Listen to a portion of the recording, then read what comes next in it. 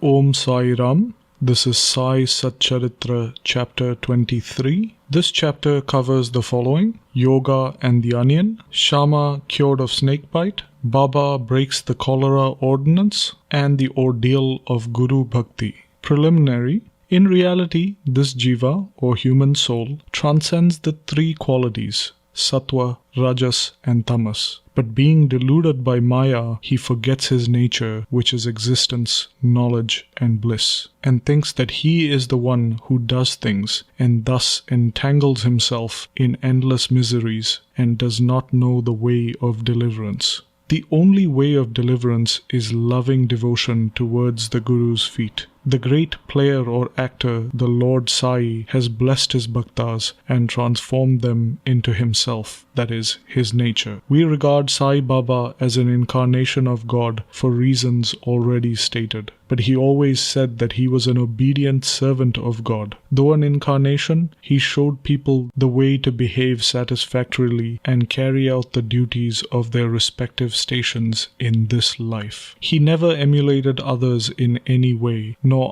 asked others to have something done for him. For him who saw the Lord in all movable and immovable things in this world, humility was the most appropriate. He did not disregard or disrespect anybody, for he saw Narayan, that is the Lord, in all beings. He never said, "I am God," but that he was a humble servant, and that he always remembered God and always said the words, Allah Malik. God is the sole proprietor or owner. We do not know saints well enough, how they behave or what they do. We only know that by God's grace, they manifest themselves in this world to liberate ignorant and bound souls like us. If there is a store of merits on our account, we get a desire to listen to the stories and leelas of saints. Let us now turn to the main stories of this chapter. Yoga and the onion. Once it so happened that a keen scholar of yoga came to Shirdi with Annasaheb Chandorkar. He had studied all the works on yoga, including the Yoga Sutras of Patanjali, but had no practical experience. He could not concentrate his mind and attain samadhi even for a short time. He thought that if Sai Baba was pleased with him, he would show him the way to attain samadhi for a longer time. With this object in mind, he came to Shirdi and went to the masjid. There, he saw Sai Baba eating bread with onion. On seeing this, a thought arose in his mind. How can this man, who eats stale bread with raw onion, solve my issues and help me? Sai Baba read his mind immediately and said to Nana Sahib, "Nana, only he who has the power to digest onion should eat it,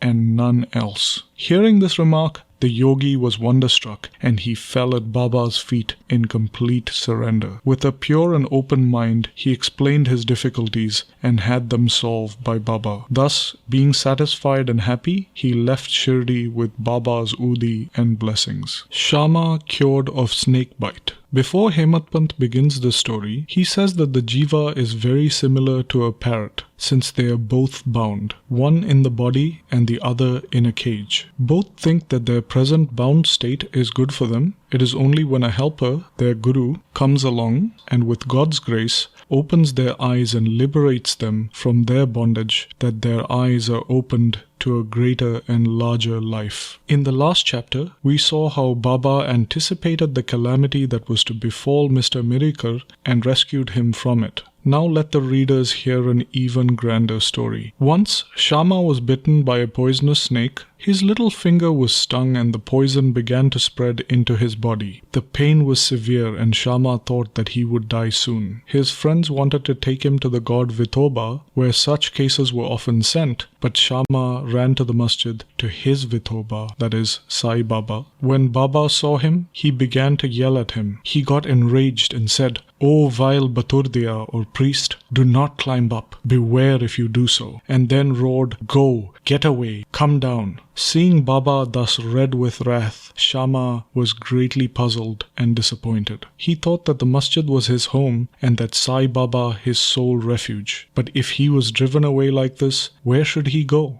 He lost all hope of life and sat there dejected. After a while, Baba became normal and calm and Shama went up and sat near him. Then Baba said to him, "Don't be afraid. The merciful fakir will save you. Go and sit quietly at home. Don't go out and believe in me. Remain fearless and have no anxiety." Then he was sent home. Soon after this, Baba sent Tatya Patil and Kakasaheb Dikshit to Shama with instructions to the effect that he should eat and drink what he liked, should move freely inside his house, but should not lie down and sleep. Needless to say, these instructions were acted upon and Shama soon recovered. The only things to be remembered in this case are the words that Baba used. The words "go," "get away," "come down" were not addressed to Shama as it appeared then, but were a direct order to the snake and its poison to not go up and circulate through Shama's body. Like others well versed in Mantra Shastra, Baba did not have to use any incantation, charged rice, or water. His words by themselves were most efficacious in saving Shama's life. Anyone who hears this story and other similar ones will develop firm faith in Sai Baba's feet. And the only way to cross the ocean of Maya is to always remember Baba's holy feet. The cholera epidemic. Once, cholera was raging virulently in Shirdi. The residents were very frightened and they stopped all communication with the outside world. The elders of the village assembled and decided upon 2 ordinances as a remedy to stop the epidemic. The ordinances were that no fuel cart should be allowed to come into the village and that no goat should be killed there. If anybody disobeyed these ordinances, they were to be fined by the village elders. Baba knew that all this was mere superstition and therefore did not care at all for the cholera ordinances. While the ordinances were in force, a fuel cart came there and wanted to enter the village. Everybody knew that there was a shortage of fuel in the village, yet people began to drive the fuel cart away. Baba came to know of this. He came to the spot and asked the cart driver to take the fuel cart to the masjid. No one dared to raise his voice against Baba. He wanted fuel for his duni, and so he purchased it. Like a Brahmin keeping his sacred fire alive throughout his life, Baba kept his duni burning all day and night. And for this, he always stocked fuel. Baba's home, the masjid, was free and open to everyone. It had no lock and key, and poor people took some firewood from there for their use. Baba did not grumble about this. Baba knew that the whole universe was pervaded by the Almighty, and so he never bore enmity or ill will towards anybody. Though perfectly detached, he behaved like an ordinary householder to set an example for his people. The ordeal of Guru Bhakti. Let us now see how the second cholera ordinance fared with Baba. While it was in force, somebody brought a goat to the masjid. It was weak, old and about to die. At this time, Fakir Pir Muhammad of Malegaon,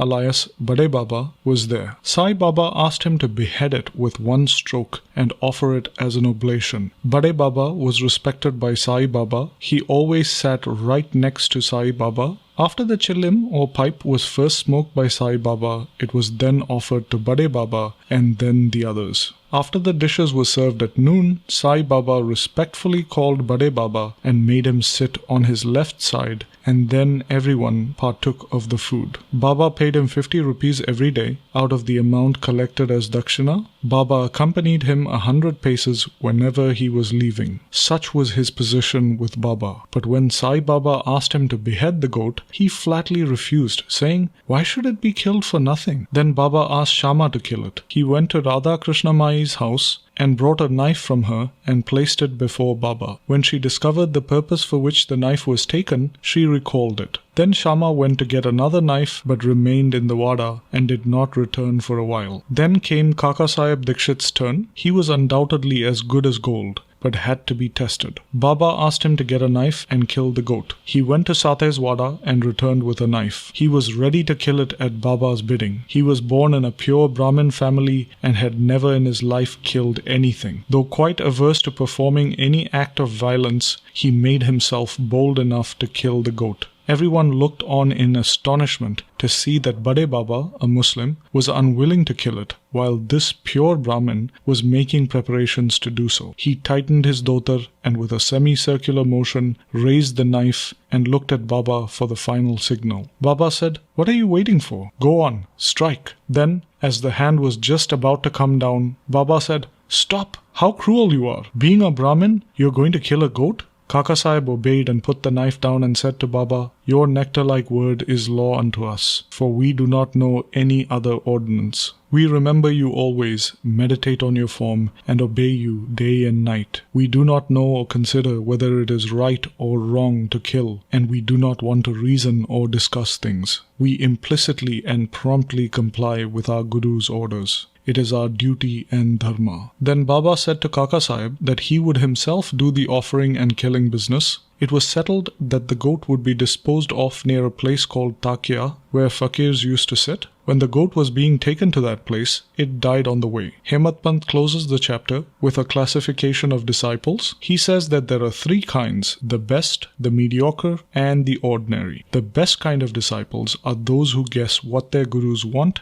and immediately carry it out and serve them without waiting for an order from them. The mediocre disciples are those who carry out the orders of their guru to the letter without any delay. And the third kind of disciples are those who keep postponing carrying out their orders and make mistakes at every step. Disciples should have firm faith backed by intelligence, and if they add patience to these, their spiritual goal will not be distant. Control of breath and other difficult practices are not at all necessary. When the disciples get the above-mentioned qualities, they become ready for further instructions, and the masters then appear and lead them on in their spiritual path to perfection. In the next chapter, we will deal with Baba's interesting wit and humor.